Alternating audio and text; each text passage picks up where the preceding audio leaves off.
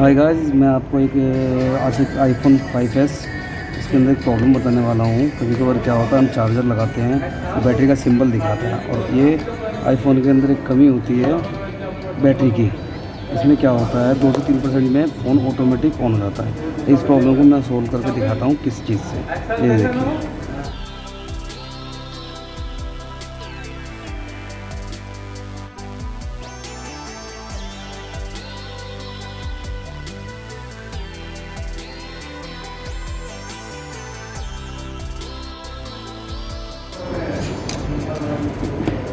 ये देखिए, हम इस ब्रांड की बैटरी यूज़ करते हैं।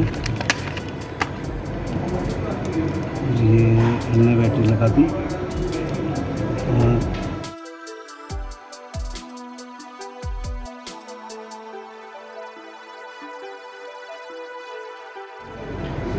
ये देखिए, this is battery problem.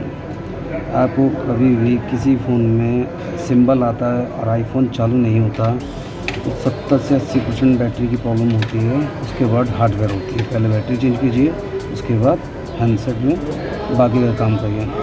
Okay guys, bye.